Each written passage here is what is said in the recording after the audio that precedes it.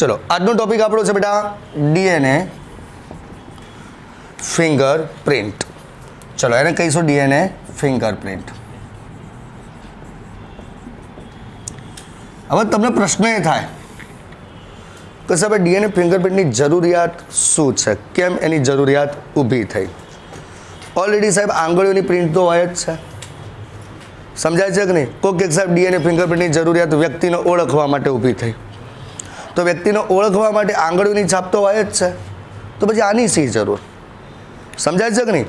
અત્યાર સુધી આપણે આંગળીની છાપથી જ વ્યક્તિને ઓળખતા હતા ને, જેમ કે તમે આવ્યા છો કે નહીં આવ્યા મને નથી ખબર, પણ હું તમારી આંગળીની છાપ જોઈ લઈશ કે ભાઈ હા તમે અહીં થંભ આપેલો છે, તમે આવેલા છો. તો ધ્યાન રાખજો બેટા, આંગળીઓની જે છાપ છે એ પણ યુનિક જ હોય. યુનિકનો મતલબ કે તમારામાં છે, બીજા કોઈનામાં એવી નહીં હોય. એટલે કે એ તમારી યુનિક ઓળખાણ જ આપે છે, એ કદી ઓળખવામાં ભૂલ કરતી નથી. મશીનને ક્યાં ખબર છે કે તમે જીતેશભાઈ છો, કે તમે જ રાહુલ છો, કે તમે જ મોહન છો, કે મશીનને ખબર છે? ના.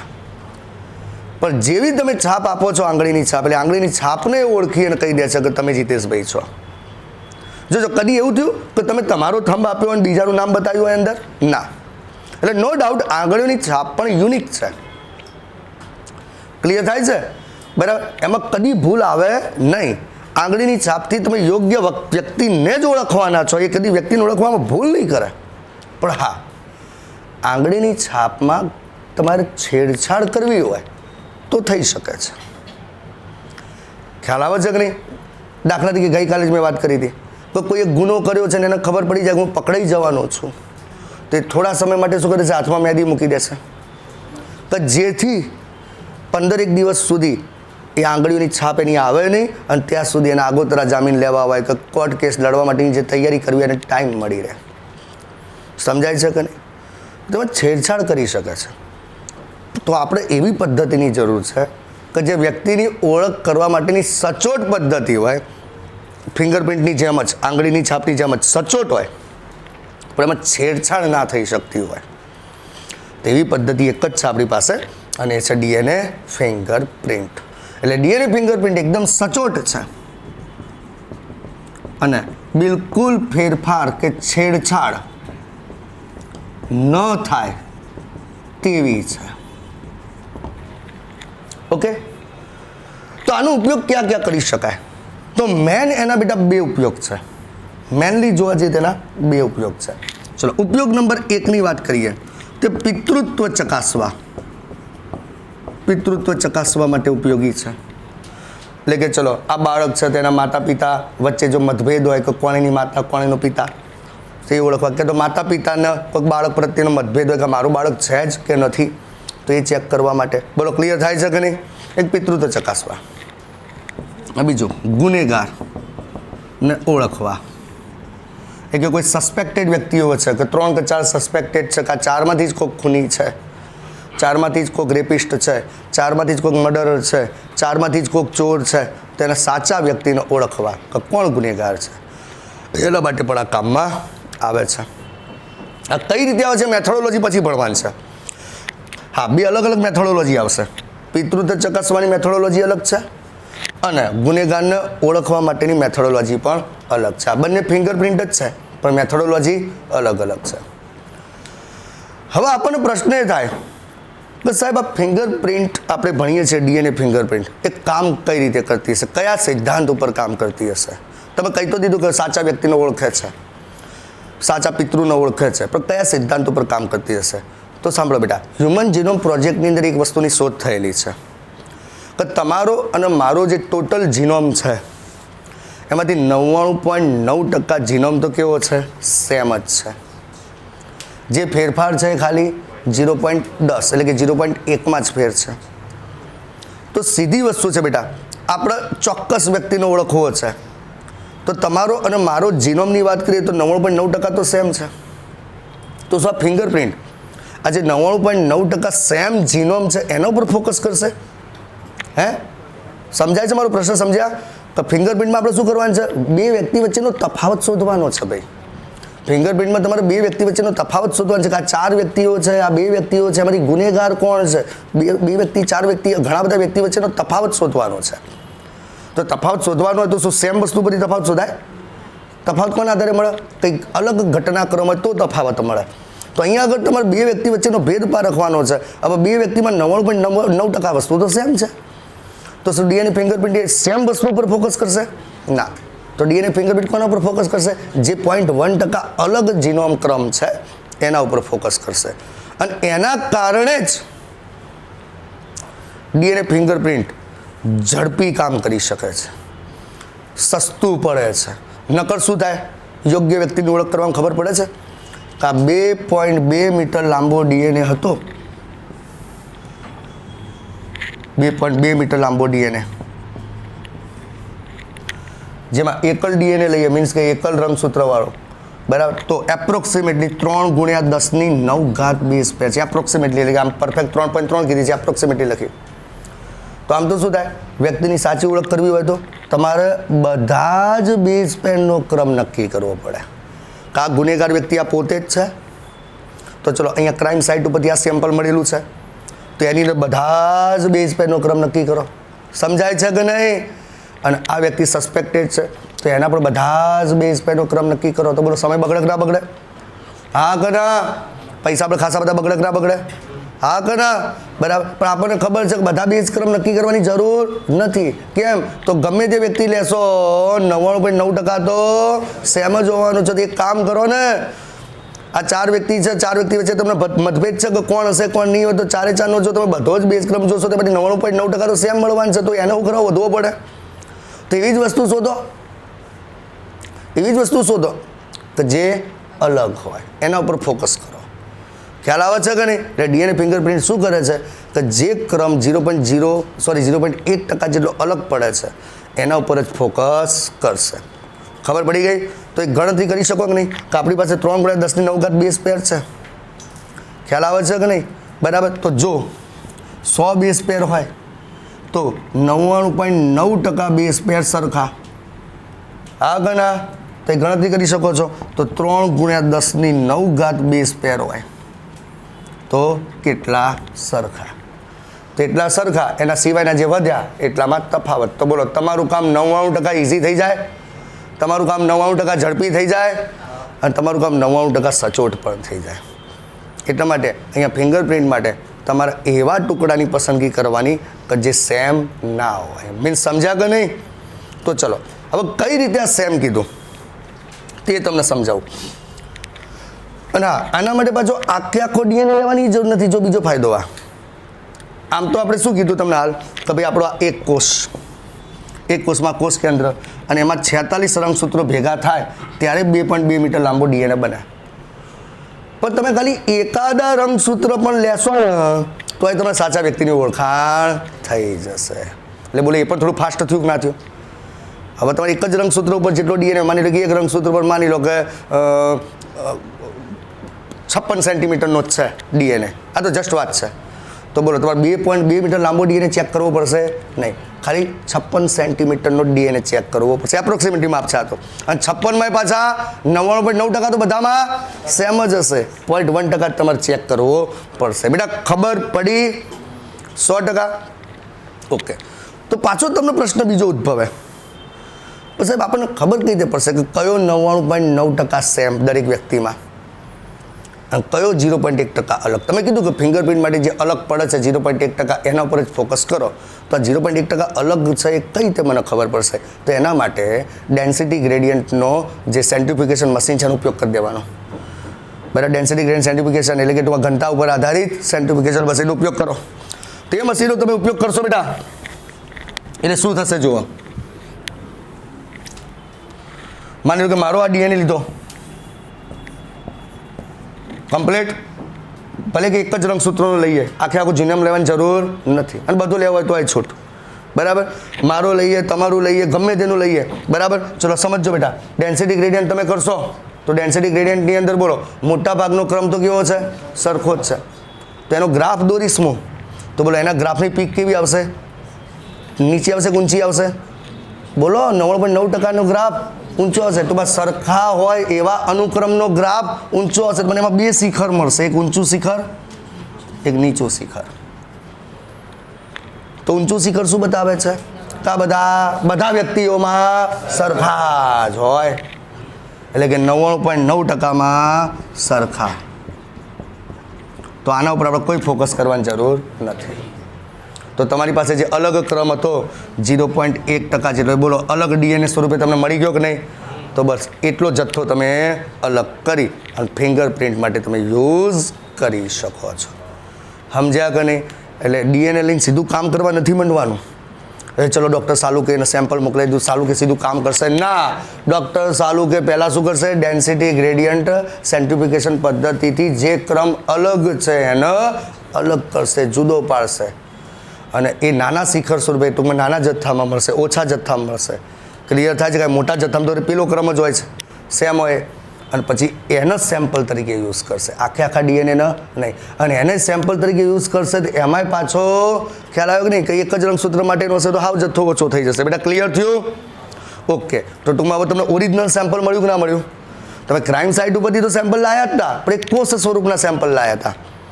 એમાંથી તમે ડીએનએ અલગીકરણ કર્યું, ડીએનએ અલગીકરણ કરીને પછી એનું શું કર્યું? સેન્ટ્રીફ્યુગેશન કર્યું. તો સેન્ટ્રીફ્યુગેશન કરીને તમારે જે ઘટક જોઈતો હતો, સેમ ઘટક કે અલગ ઘટક?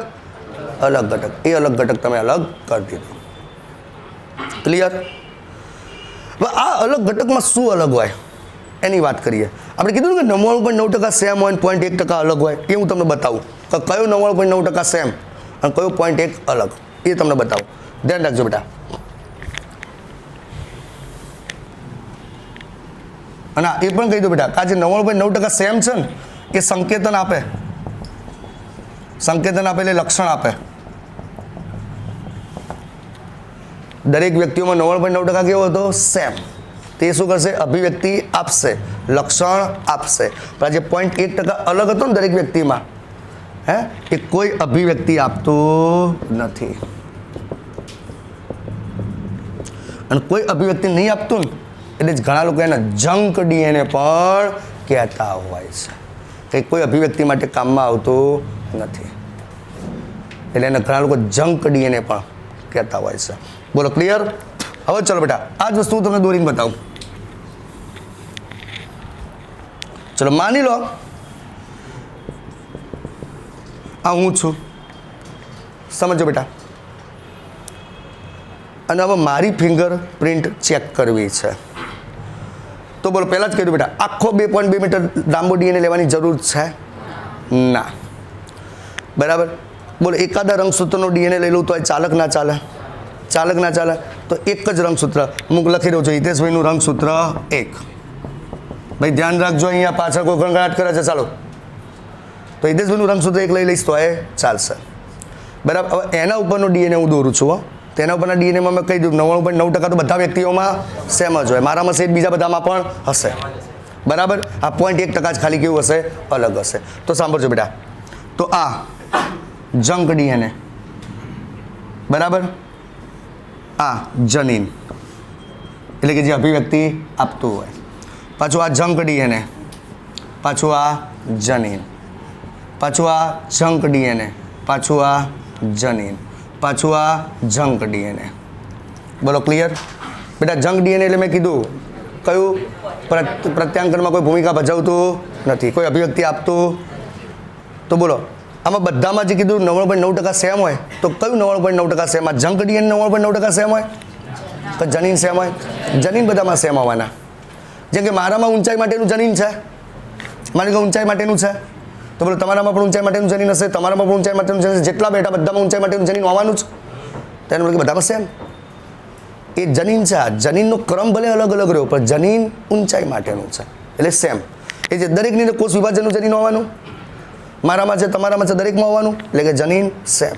દરેકમાં વાળ માટેનું જનીન હોવાનું, વાળનો પ્રકાર કયો બનશે? ક્લિયર થાય છે કે નહીં? એટલે જનીન સેમ. દરેકમાં રંગ માટેનું જનીન હોવાનું, જનીન સેમ. એનું મતલબ કે બધા જ જે લક્ષણો છે એના માટેના જનીન તો દરેકમાં હોવાના. વાળનું જનીન મારામાં હોય તમારામાં ના હોય એવું બને નહીં. રંગનું જનીન મારામાં હોય તમારામાં ના હોય એવું બને નહીં. કોષ વિભાજનનું જનીન મારામાં હોય તમારામાં ના હોય એવું બને નહીં. એટલે કીધું છે કે 99.9% ક્રમ કેવો છે? સરખો છે. જે બદલાશે ક્યાં બદલાશે? આ જંક ડીએનએ ઉપર. સમજાય છે? તો ત્યાં આગળ શું દેખાશે ખબર છે? આપણે જે નાઇટ્રોજન બેઝ છે ને એકદમ પુનરાવર્તિત ક્રમમાં દેખાશે, પુનરાવર્તિત ક્રમમાં, બરાબર. દાખલા તરીકે હું એક ક્રમ નક્કી કરી દઉં છું, ATTA. કયો નક્કી કરું છું? ATTA. ચલો એ થોડું કન્ફ્યુઝન થશે ને, તો ATCG, AGCG રાખો આપણે, બરાબર. AGCG, બરાબર, ધ્યાન રાખજો. પાછું AGCG. તો બોલો અહીંયા કેટલી વાર રિપીટ થયા? 2 વાર.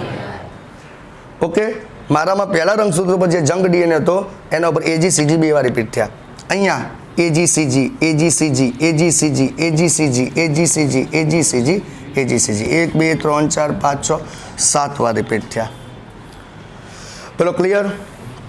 અહીંયા 1 2 અને 3 વાર રિપીટ થયા. અને અહીંયા 1 2 3 4 5 વાર એવા. જો થોડી સ્પીડ ઘટાડીએ છીએ તો આમ તમે જોઈ શકો છો તો મારા પહેલા રંગસૂત્રનો જે DNA હતો એમાં ખાસ કરીને જે જંક DNA હતો બેટા, બરાબર, એ જંક DNA ઉપર એક ચોક્કસ ક્રમ જેનું નામ છે AGCG, એ જુદી જુદી સંખ્યામાં રિપીટ થયો.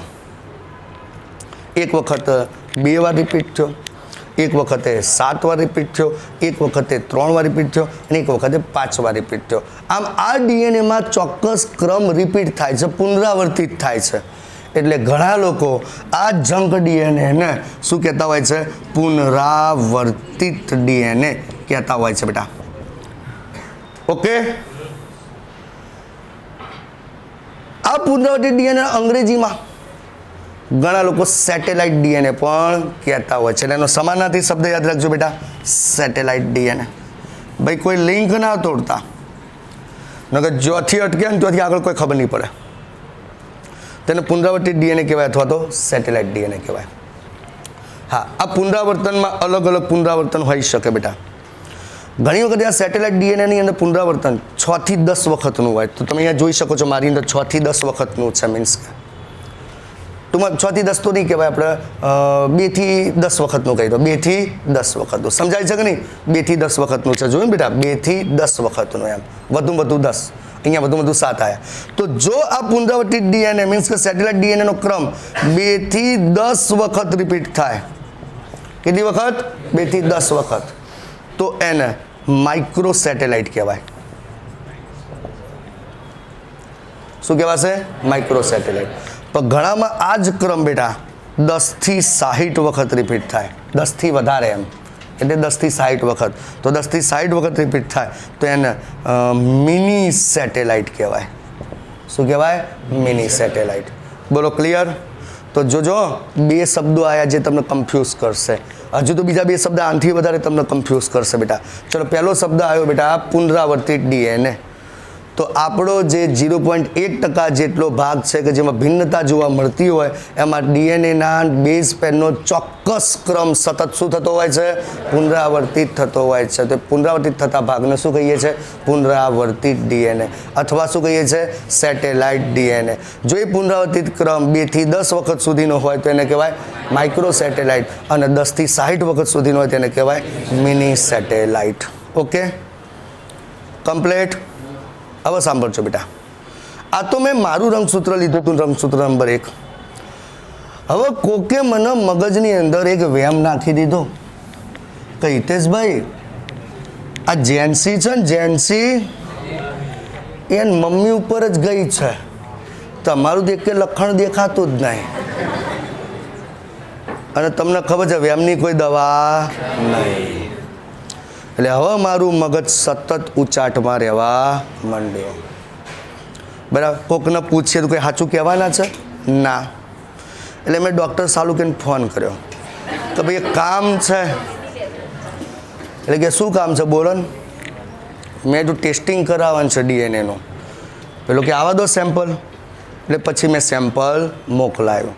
બરાબર, જેન્સીનું મોકલાયું, જલ્પાનું સેમ્પલ મોકલાયું. બરાબર, હવે ખબર છે બૈરાનું તો વાળ ઉતરતા હોય માથામાંથી, એટલે કાસકામથી આપી દીધું. અને જેન્સી તો નાની છોકરી છે, એને ક્યાં ખબર પડે પપ્પા શેના માટે લે છે, સેમ્પલ મોકલાવી દીધો. હવે સાંભળજો બેટા, 4-5 દિવસ થયા મેં સાલુકેને ફોન કર્યો. બરાબર, કે ભાઈ કેટલે કોમ પહોંચ્યું, શું થયું, રિપોર્ટ તો હાલ. પેલો કે પૈસા તો મોકલાય. મેં તો આમ તો એવું ના કે રિપોર્ટ આવે પછી પૈસા ના, અમારું એડવાન્સ ચાલે બોમ્બેમાં, કે પહેલાં પૈસા સેમ્પલ 2 ભેગું પછી રિપોર્ટ આવે.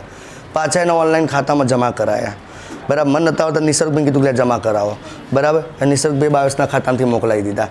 હવે સાંભળો, હવે ડૉક્ટર સાલું કે કામ હાથ ઉપર લેશે, બરાબર. હવે સાંભળજો બેટા, મારી અંદર રિપીટ ક્રમ હતો 2, 7, 3 અને 5. સમજાય છે કે નહીં? ઓકે. હવે દાખલા તરીકે જલપા, બરાબર, એનું રંગસૂત્ર 1, બરાબર. એનું ડીએનએ સેમ્પલ મેં મોકલાવ્યું હતું કે નહીં? તેનું રંગસૂત્ર નંબર 1, તેનું રંગસૂત્ર નંબર 1 છે. એની અંદર પણ આ રીતનો રિપીટ ક્રમ જોવા મળશે કે નહીં મળે? કયો? AGCG જોવા મળશે જ. તો એમાં પણ AGCG જોવા મળશે.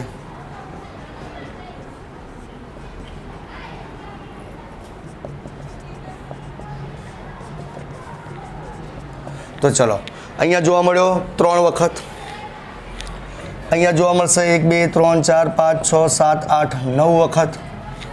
અહીંયા AGCGનો જ ક્રમ, એ જ ક્રમ જોવા મળશે 3, 9, 2, 7, 3, ચલો 4 વખત. એટલે ક્લિયર થાય છે. અને અહીંયા જોવા મળશે 1, 2, 3, 4, 5, 6, 7, 8, 9, 10 વખત. ઓકે, સમજવાનો પ્રયત્ન કરજો. ચેક થાય છે, મારું ભવિષ્યના ઉપર આધારિત છે, બરાબર. ભગવાન પ્રાર્થના કરો રિઝલ્ટ ઓકે આવે. હા, રિઝલ્ટ ઓકે આવે. નગર 3 પ્રોબ્લેમ બેટા, બરાબર. જો રિઝલ્ટ નેગેટિવ આવ્યું તો પહેલો પ્રોબ્લેમ છૂટાછેડા થશે. થાય એનો વાંધો નહીં, પણ નવી આ ઉંમરે મળે પ્રોબ્લેમ એ છે. ખ્યાલ આવે આખી વસ્તુ? તો 35 પૂરા કરી દીધા, હવે કાઠું કામ છે, બરાબર. એટલે પહેલો પ્રોબ્લેમ એ છૂટાછેડા થશે એનો વાંધો નહીં, પણ નવી મળશે નહીં. બીજો પ્રોબ્લેમ કમાતી જતી રહેશે, દર મહિને 40,000 લાવતી હતી, જતી રહેશે, બીજો પ્રોબ્લેમ એ. અને ત્રીજો જશે એટલે મારા પૈસા લઈને જશે, ભાગ માગશે. સમજાય છે કે નહીં? એ જાય એનો વાંધો નથી, પણ મારા પૈસા જવા જોવે. 3 પ્રોબ્લેમ છે. એટલે ભગવાનને પ્રાર્થના કરો, બરાબર, બચી જાય. ભૂલે છે કે વિડીયો મોકલી ના દેતા. અમુક કે સાહેબ બદલા લુંગા.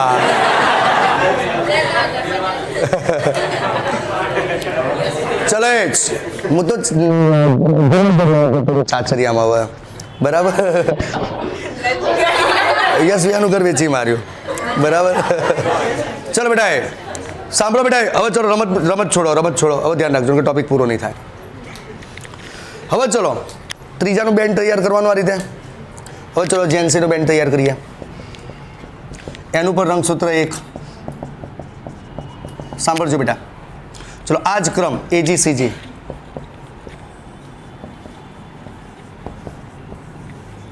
બરાબર, ધ્યાન રાખજો બેટા. ચલો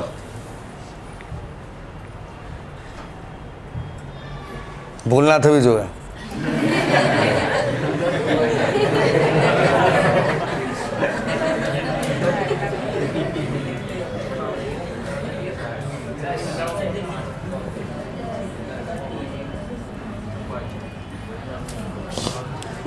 સાંભળજો હવે. આ એનો અનુક્રમ આવ્યો બેટા, AGCGનો એનો અનુક્રમ. હવે તમે એક વસ્તુ માર્ક કર્યું બેટા. હવે જો બીજા 2 શબ્દ ભણવાના છે. અત્યાર સુધી પુનરાવર્તિત DNA એટલે કે સેટેલાઇટ DNAનો શબ્દ ઓળખ્યો આપણે કે ભાઈ જંગ DNA ઉપર એક ચોક્કસ ક્રમ સતત શું થતો હોય છે? પુનરાવર્તિત થતો હોય છે. એટલે એ ટુકડાને આપણે પુનરાવર્તિત DNA કે સેટેલાઇટ DNA કહીએ છીએ. એમાં મિની સેટેલાઇટ અને માઇક્રો સેટેલાઇટ 2 શબ્દની વાત કરી. બોલો આ બધી વાત ચાલે છે, પેલા 99.9% વાત ચાલે છે, 0.1%ની? 1%ની, 0.1%ની, બરાબર. હવે તમે માર્ક કર્યું અહીંયા આગળ કે ચોક્કસ ક્રમ અનુક્રમ AGCG છે ને બેટા. આ ચોક્કસ અનુક્રમ તમે જોયું અલગ અલગ સંખ્યામાં રિપીટ થાય છે દરેકમાં. જે કે મારામાં તમે જોયું બેટા કે 2, 7, 3, 5 વખત રિપીટ થાય છે, બરાબર. જેન્સીમાં જોયું 2, 9, 4, 10 5 વખત રિપીટ થાય છે. અને જલપામાં જોયું તમે 3, 9, 4, 10 વખત રિપીટ થાય છે. થાય છે કે નહીં? તો બસ આ અલગ અલગ સંખ્યામાં રિપીટ થવું એ ગુણધર્મને કહેવાય બહુરૂપકતા, પોલિમોર્ફિઝમ. એ ગુણધર્મને કહેવાય બહુરૂપકતા. અને આ જે અલગ અલગ નંબરમાં રિપીટ થાય છે નંબરને કહેવાય variable number of tandem repeat, VNTR. એટલે છોકરાઓ બહુરૂપકતા અને VNTRમાં ભેદ નહીં પારખી શકતા. અમુકને તો હજુ ખબર નહીં પડે. હું તમને કહું ટૂંકમાં અલગ અલગ ક્રમમાં રિપીટ થવાનો આ જે ગુણધર્મ છે એ ગુણધર્મને કહેવાય બહુરૂપકતા. સમજ્યા? એ ગુણધર્મને કહેવાય બહુરૂપકતા. અને આ અલગ અલગ સંખ્યાઓ મળી એ સંખ્યાને કહેવાય VNTR. એનો મતલબ આ સંખ્યા મળી 2 7 વખત રિપીટ, 3 વખત રિપીટ, 5 વખત રિપીટ, 10 વખત રિપીટ, 4 વખત રિપીટ, 9 વખત રિપીટ, 3 વખત રિપીટ, 4 વખત રિપીટ. ખબર પડે છે કે નહીં? તો આ જે અલગ અલગ સંખ્યા મળી એ સંખ્યાને શું કહેવાય? VNTR. અને અલગ અલગ સંખ્યામાં રિપીટ થવાનો જે ગુણધર્મ છે એને શું કહેવાય? બહુરૂપકતા. તો તમને પ્રશ્ન થવો જોઈએ કે બહુરૂપકતા આવી હશે કઈ રીતે? તો બહુરૂપકતા આવા પાછળના 2 કારણો છે બેટા. ધ્યાન રાખજો, આખી થિયરી સમજાયેલી છે આરી અમને. પહેલું કારણ છે બેટા વિકૃતિ. પહેલું કારણ શું છે? વિકૃતિ. અને બીજા કારણની વાત કરીએ તો એના માટે છે જમ્પિંગ જીન. બીજા કારણ માટે શું છે? જમ્પિંગ જીન. હું તમને સમજાવું છું બેટા, બંનેનો મતલબ સમજાવું છું. તો બહુરૂપકતા આવા પાછળનું કારણ છે, એક છે વિકૃતિ અને બીજું કારણ છે જમ્પિંગ જીન. હવે તમે કહો સાહેબ પહેલું કારણ તમે કીધું વિકૃતિ, તો બહુ ભારે શબ્દ છે વિકૃતિ. એટલે પણ આ વિકૃતિ બોલો આપણને નડવાની છે? નહીં નડે. બોલો બેટા કેમ નહીં નડે? કારણ કે બહુરૂપકતાનો ગુણધર્મ તમને કયા DNA ઉપર જોવા મળ્યો? જંક DNA ઉપર. અને એ જંક DNA બોલો કોઈ અભિવ્યક્તિ આપતું હતું? એટલે જે DNA વિકૃત બન્યો છે, જેના અનુક્રમ વિકૃત બન્યા છે બેટા, એ કયા DNA ના અનુક્રમ વિકૃત બન્યા છે? જંક DNA ના, જેનો ઓલરેડી કોઈ અભિવ્યક્તિ આપવાની નથી. દાખલા તરીકે લાવો, આ તમારી ચોપડી છે, બોલો કામની ચોપડી છે કે નહીં? બરાબર. બોલો અભિવ્યક્તિ આપવાની છે કે નહીં આ ચોપડીના? આ ચોપડી તમને અભિવ્યક્તિ આપવાની છે, તમને 5 માર્ક્સ આપવાનું છે. આ ચોપડીનું એક પેજ તમને સમજાય છે કે નહીં? અને માની લો કે એનું એક પેજ હું ફાડી નાખું તો 5 માર્ક્સ ગયા. નુકસાન થયું કે નહીં? નુકસાન થયું. કારણ કે કામની વસ્તુ છે, કામની વસ્તુમાં કંઈક આગુ પાછું થાય તો પ્રોબ્લેમ. એનો જો વિકૃતિ અહીંયા આવી હોત, અહીંયા તો પ્રોબ્લેમ. જો વિકૃતિ અહીંયા આવી હોત તો પ્રોબ્લેમ. અહીંયા આવી હોત તો પ્રોબ્લેમ. આ જનીન છે, એને અભિવ્યક્તિ આપવાની હતી તો પ્રોબ્લેમ. પણ અહીંયા શું થયું છે બેટા? ધ્યાન રાખજો. ચલો, આ જંક DNA છે, સમજાય છે કે નહીં? આ જંક DNA છે. ભલે કે વિકૃત થઈ ગયો, ભલે કે વિકૃત થઈ ગયો, સમજાય છે? કોઈ વાંધો નહીં, ભલે વિકૃત થઈ ગયો, સમજાય છે? બોલો કોઈ અભિવ્યક્તિ બદલાવાની? કારણ કે આ ઓલરેડી અભિવ્યક્તિ આપતું જ નહોતું. ઓલરેડી આ કોઈ અભિવ્યક્તિ આપતું નહોતું. સમજી ગયા? તો અહીંયા આગળ ધ્યાન રાખજો બેટા. આ VNTR બદલાવા પાછળના 2 કારણ કીધા. એમાંથી પહેલું કારણ કીધું હતું મેં વિકૃતિ. પણ અહીંયા વિકૃતિ હંમેશા નોન કોડિંગ ભાગ છે. હા, જો જંક DNA હું કહીશ નોન કોડિંગ ભાગ છે. એ પ્રત્યાંકન માટેના કોઈ સંકેતો આપતો નથી. અને નોન કોડિંગ ભાગમાં વિકૃતિ થાય એટલે કોઈ પ્રોબ્લેમ નથી. અને આ નોન કોડિંગ ભાગમાં વિકૃતિ કેમ થાય છે એ તમે ભણેલા છે. જ્યારે વ્યતિકરણ થતું હતું વર્ધીકરણ વખતે, હા, એ વખતે જનીનોના ટુકડાઓની શું થતી હતી? અદલા બદલી. અને એના કયા ક્રમ શું થઈ જતા હતા? બદલી. કઈ રીતે બદલાતા હતા એ કહી દઉં. ચલો બેટા તમને મારી લાલ આવી રહી. ચલો બેટા ધ્યાન અહીંયા રાખજો. તો શું થશે? ક્રમ કેમ બદલાશે? તો અહીંયા 2 વખત ક્રમ હતા કે નહીં? અહીંયા 7 વખત હતા કે નહીં? 7 વખતના ક્રમમાં માની લો કે AGCG OG AGCG, પણ વચ્ચે માની લો કે બીજો A આવી ગયો. તો બોલો 7 ક્રમ હતા, એના બદલે કેટલા થઈ ગયા? હવે 6 થઈ ગયા. કેમ આમ કરો છો? ચલો અહીંયા ખબર પડે. અહીંયા ચલો, અહીંયા વચ્ચે A આવી ગયો, વચ્ચે A આવી ગયો. તો ખબર પડી પહેલા કેટલા ક્રમ હતા? 2. પણ વચ્ચે એ આવી ગયો, બોલો ક્રમ તૂટી ગયો કે નહીં? તો 1 થઈ ગયો. એટલે એનો મતલબ આ VNTR અલગ અલગ થવાના કારણમાં એક જ છે આ વિકૃતિ, કે વચ્ચે કોઈ નવો ન્યુક્લિયોટાઇડ એડ થઈ જાય કે તો કોઈ ન્યુક્લિયોટાઇડ જતો રહે. અને આવું કેમ થાય? વ્યતિકરણ વખતે ટુકડાઓની અદલાબદલી થતી હોય એ વખતે આવું થાય. તો કોઈ પ્રોબ્લેમ છે નહીં. ઓકે, સરસ. હવે બીજું કારણ કહો. બીજું કારણ જમ્પિંગ જીન. જો 2 પ્રકારના શબ્દ આવ્યા, આગળ એક શબ્દ આવ્યો તો સ્પ્લિટ જીન, બરાબર, અને બીજો હાલ આવ્યો જમ્પિંગ જીન. સ્પ્લિટ જીન આવી ગયું બેટા, યાદ કરો. આ ટેમ્પલેટ, આ કોડિંગ, આ ટેમ્પલેટ, આ કોડિંગ. અને આપણે એવું લખતા હતા કે કોડિંગ શૃંખલાનો જે અનુક્રમ છે એમાં કામનો આવે અને નકામો આવે. કોડિંગ ક્રમ અને નોન કોડિંગ ક્રમ.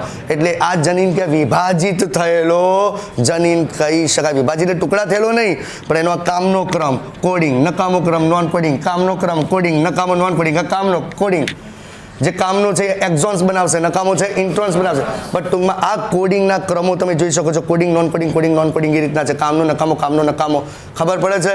એટલે આવા જનીનને ગુજરાતીમાં કહેવાય વિભાજિત જનીન અને અંગ્રેજીમાં કહેવાય સ્પ્લિટ જનીન. એટલે યાદ રાખજો તો કોડિંગમાં કામના અને નકામા મેં ચલાવેલું હતું એ વખતે, ખાલી કદાચ મેં સ્પ્લિટ શબ્દ નહીં વાપર્યો હોય, પણ એ વાક્ય તો સમજાયું કે કોડિંગ શૃંખલામાં કામનો અનુક્રમ અને નકામો અનુક્રમ એમ અનુક્રમે આએ જતા હોય છે. જે કામનું છે એક્ઝોન્સ બનાવશે, નકામો છે ઇન્ટ્રોન્સ બનાવશે. તો બસ એ રીતે જોવા જઈએ તો કોડિંગ આખી શૃંખલા જે છે વિભાજિત થયેલી કહેવાય. વિભાજિત એટલે ટુકડા ટુકડાવાળી નહીં, આમ હોય જોડાયેલી, પણ કામ એનું વિભાજિત થયેલું છે. એટલે આવા જનીનને કહેવાય સ્પ્લિટ જીન, વિભાજિત જીન. જ્યારે આજે આવ્યું જમ્પિંગ જીન. હવે જમ્પિંગ જીન એ નામ ઉઠી કૂદકો મારતું હશે, તો ખરેખર કૂદકો એટલે એ રીતનો કૂદકો નહીં બેટા. પણ ઘણી વાર શું થાય કે બીજા છેડે રહેલો જનીનનો કોઈ અનુક્રમ પોતાની જગ્યા છોડી અને અન્ય જગ્યાએ આવતો રહે. બીજી કોઈ જગ્યાએ રહેલો જનીનનો કોઈ અનુક્રમ પોતાની જગ્યા છોડી અને બીજે આવતો રહે. માની લો કે અહીંયા આગળ GA હતો, GA અહીંયા હતો, પેલો ACGA વાળો કોઈ GA હતો, ક્યાં ગયો એ સોરી AGCG વાળો કોઈ CG હતો, CG ક્યાં તો ચલો ACGA જ લઈ લે આખો. એ ACGA માંથી માની લો કે આટલો ટુકડો C અને G એ બોલો અહીંયા વચ્ચે આવતો રહ્યો, તો બોલો આ રિપીટ ક્રમ જે 7 હતો એ પાછો 6 થઈ જશે. એટલે સમજ્યા કે નહીં? ક્લિયર થાય છે? એટલે આને જમ્પિંગ જીન કીધો. પણ બોલો કોઈ પ્રોબ્લેમ આવશે શરીરમાં, કોઈ વિકૃતિ આવશે? કેમ નહીં? કારણ કે જીન નીકળ્યો ક્યાંથી? નોન કોડિંગમાંથી, અને આવ્યો પણ ક્યાં? નોન કોડિંગમાં. એટલે કોઈ વિકૃતિ આપશે નહીં. ખબર પડી? પણ જો નોન કોડિંગમાંથી કોડિંગમાં આવી જાય તો વિકૃતિ આવશે, પણ મોટે ભાગે એવું થતું નથી. એટલે યાદ રહ્યું હવે કે આ નંબર અલગ અલગ સંખ્યામાં મળવા પાછળનું કારણ શું છે? તેનું કારણ છે વિકૃતિ. અને આ વિકૃતિ બેટા બે રીતે આવે છે, એક જમ્પિંગ જીનના કારણે અને બીજું વ્યતિકરણના ક્રિયાના વખતે આવે છે. પણ આ વિકૃતિ આપણને નુકસાન કરવાની નથી, કારણ કે નોન કોડિંગથી નોન કોડિંગ થાય છે. એટલે કે જે જનીન અભિવ્યક્ત નથી થવાનું ત્યાંથી અભિવ્યક્ત નથી થવાનું એવા જનીનમાં જે જાય છે.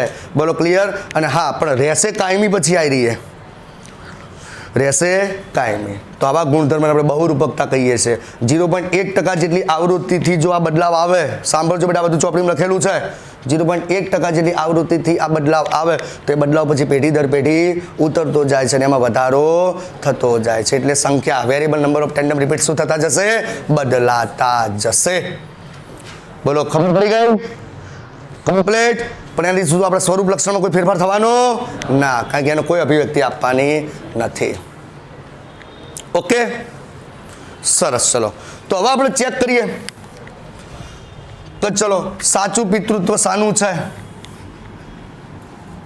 તો ડોક્ટર સાલુ કે બોલો 3 પ્રકારના બેન્ડ બનાવશે, 3 પ્રકારના પટ્ટાઓ નક્કી કરશે રંગસૂત્ર 1 માટેના.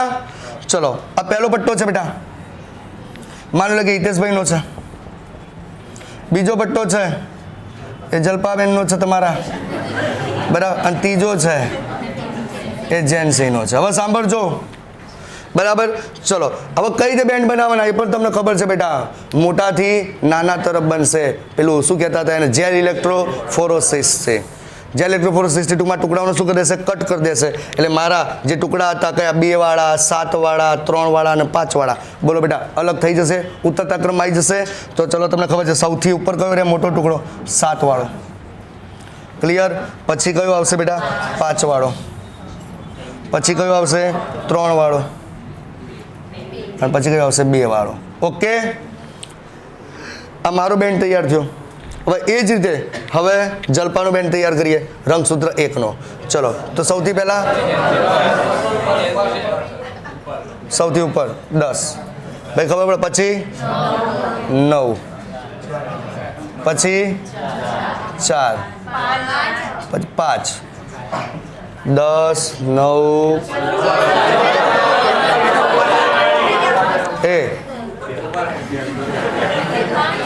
એક મિનિટ. ચલો 10, 9, 4 અને 3. ચલો 4 અને 3. બેટા ધ્યાન અહીંયા રાખજો, ધ્યાન અહીંયા આવે. બોલો ક્લિયર? હવે નિયમ શું છે બેટા? તમને ખબર છે કે જે પણ આપણી સંતતિ છે એમાં રંગસૂત્રો હંમેશા જોડમાં આવે. તમને ખબર છે કે શુક્રકોષ હતો એની પાસે એક રંગસૂત્ર હોય, બરાબર. અંડકોષો તેની પાસે એક રંગસૂત્ર ખબર છે એકકીય પ્રકારના હોય, તો જ્યારે ફલિતાંડ બનશે ત્યારે એની અંદર એક પેરેન્ટલ આવશે અને એક મેટર્નલ આવશે, એક પિતાનો ને એક માતાનો. બોલો ક્લિયર? તો એનો મતલબ બોલો સંતતિની અંદર જે આયા હશે એક પિતા તરફથી એક માતા તરફથી. બોલો ક્લિયર? કમ્પ્લીટ? ઓકે. તો હવે સાંભળજો બેટા. ચલો આની અંદર કયા બેન્ડ મળ્યા બેટા? તો ચલો રંગસૂત્ર એકની અંદર એક 10 મળ્યો, ચલો 10 બરાબર. એક 9 મળ્યો, તો ચલો 9 10 9. પછી એક મળ્યો 5, તો ચલો એક આ 5 અને એક મળ્યો 4, તો એક આ 4. હવે સાંભળજો. અને 2 મળ્યો, તો ચલો આ 2. હવે સાંભળો, ક્યાં તો પિતા તરફથી આવ્યો હોવો જોઈએ, ક્યાં તો માતા તરફથી. બરાબર. ચેક કરીએ. ચલો એની પાસે 10 છે, તો 10 માતા પાસે હતો, તેની પાસે આવવા સ્વાભાવિક છે. ચલો ત્યાં સુધી સેફ છીએ. ચલો પછી 9 વાળો માતા તરફથી. બોલો ક્લિયર? ઓકે. ચલો 5 વાળો આવ્યો પિતા તરફથી. ઓકે. 4 વાળો આવ્યો માતા તરફથી. ઓકે. અને 2 વાળો આવ્યો પિતા તરફથી. ઓકે. સમજી ગયા? તો એનો મતલબ બોલો કોઈ પ્રોબ્લેમ છે? બચી ગયા. સમજ્યા? અને સીધી વસ્તુ છે, તમે જોઈ શકો છો કે મોટાભાગના એના માતા તરફથી આવેલા છે, એટલે સ્વાભાવિક છે મા ઉપર જ જાય નહીં યાર. ખબર પડી આખી વસ્તુ? ભાઈ કમ્પ્લીટ ક્લિયર થયું? તો આ શું પિતૃત્વ તપાસવા માટે આ નિયમ છે, આ પેટર્ન. પણ મેં 2 પેટર્ન કીધી બેટા, પિતૃત્વ તપાસવાની અલગ અને ગુનેગારવાળી અલગ. હવે ગુનેગારને પકડવો જ છે. હવે ચલો એ મેથડ બદલાય છે. આ આપણે પિતૃત્વ ચકાસ્યું, મેં કીધું બંને માટે ફિંગરપ્રિન્ટ વપરાશે. પિતૃત્વ માટે અલગ મેથોડોલોજી છે અને ગુનેગાર માટે અલગ છે. હવે ધ્યાન રાખજો બેટા.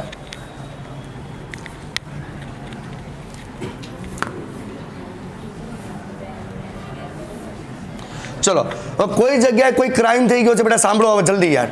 કોઈ જગ્યાએ કોઈ ક્રાઇમ થઈ ગયેલો છે અને 3 સસ્પેક્ટને પકડ્યા છે. કોઈ જગ્યાએ કોઈ ક્રાઇમ થઈ ગયો છે અને 3 સસ્પેક્ટને પકડ્યા છે. બરાબર. તો આ 3 હોઈ શકે. સામે ક્રાઇમ સાઇટ ઉપરથી મોડેલ પણ મળેલું છે, ડીએનએનું સેમ્પલ પણ મળેલું છે આપણને. ક્લિયર થાય છે કે નહીં?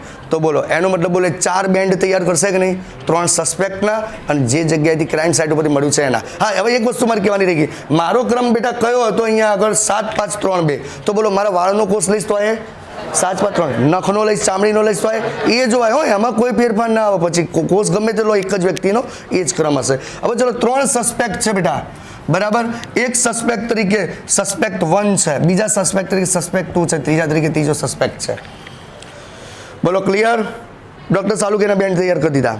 અને પેલી બાજુથી આપણે કોણ મળેલું છે? ગુનેગારનું સેમ્પલ મળ્યું છે ક્રાઇમ સાઇટ ઉપરથી.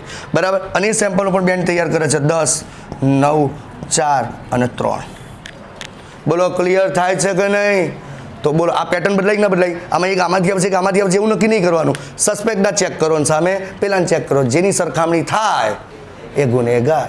બરાબર. તો બોલો કયો બીજા નંબરનો સસ્પેક્ટ છે? એક શું છે? ગુનેગાર છે. તો બોલો મેથોડોલોજી બદલી કે ના બદલી આપણે? ક્લિયર? તો આ રીતે ટૂંકમાં સાચી વ્યક્તિની ઓળખાણ કરવામાં આવે છે. પણ એના માટે પ્રોસિજર શું સાહેબ? આ બેન્ડ કઈ રીતે મળતા હશે એ પ્રોસિજર આપણે કાલે ભણવાની છે. સમજી ગયા? ઓકે.